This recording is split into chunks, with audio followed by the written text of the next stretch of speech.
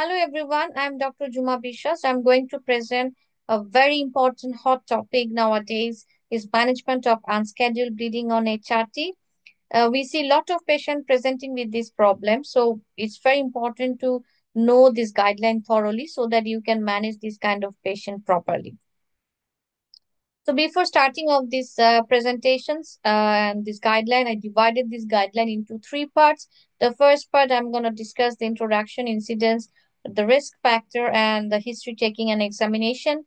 And the second part, I'm going to discuss type of the HRT and how we're going to optimize the progesterone dose along with the dose of estrogen. And the last part, I'm going to discuss investigation and also the management. So today, now I'm going to discuss the first part of the topic. So firstly, we need to know that what is unscheduled bleeding. So unscheduled bleeding means that any irregular bleeding that's occur after initiation or changing of the HRT preparations, who already amenorrhea can having continuous combined HRT, or in addition of monthly withdrawal bleeding in the person taking sequential HRT, that's we term is as an unscheduled bleeding. Women using sequential HRT, the incidence is about 38%, and continuous combined HRT incidence is about 41%. And this kind of unscheduled bleeding we see mostly in the first 6 months of starting of the HRT, or the woman already using HRT, and within 3 months of the changing in the dose or the preparations, we see this kind of bleeding. So overall in UK, endometrial cancer risk is very high. It's fourth most common cancer in the UK. And the woman presenting with postmenopausal bleeding and not on HRT, less than 10% of the women having risk of endometrial cancer. We know that the age increases, number of endometrial cancer also increases. The peak age is 7 to 74 years. Also, any kind of genetic condition, also risk of endometrial cancer like Lynch syndrome, Cowden syndrome, the risk is 30 to 50%. More obese chance of endometrial cancer is also high. BMI more than 30 chance is 40%. BMI more than 40 chance is tenfold. So when any patient presenting with this kind of unscheduled bleeding, we need to take a thorough history.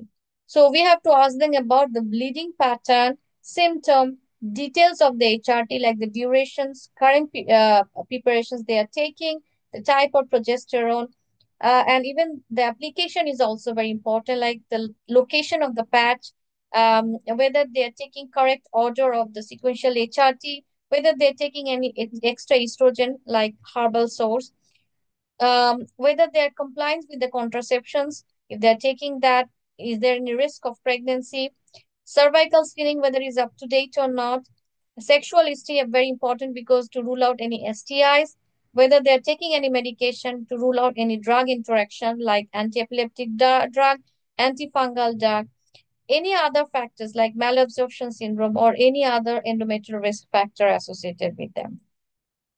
We need to do a thorough examination like abdominal, vulvovaginal, cervical examination. Any risk of STI, we need to do a genital tract swab, cervical screening if it is not up to date, pregnancy test, and also we need to measure BMI.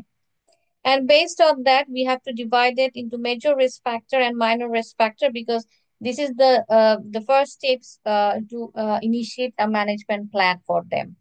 So for the major risk factor, if the BMI is more than or equal to 40, genetic predisposition like Lynch syndrome, Cowden syndrome, estrogen only HRT for more than 6 months in a woman with a uterus. If they're on tricycling HRT for a year, prolonged sequential HRT for more than 5 years in a woman of more than or equal to 45 years. If the patient is in sequential HRT and they are taking progesterone, like norethistron or medroxyprogesterone less than 10 days a month, or micronized progesterone less than 12 days a month, they are in a major risk factor for endometrial cancer.